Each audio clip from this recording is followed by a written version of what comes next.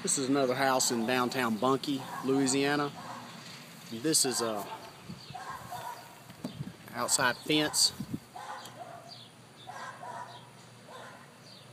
You can see where it just shattered the top of it. Just got it laying all in the grass.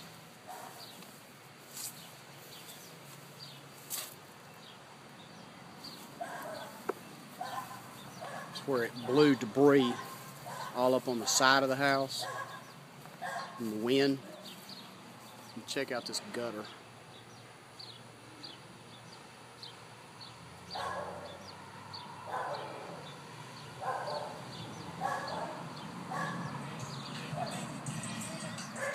Very extensive damage here.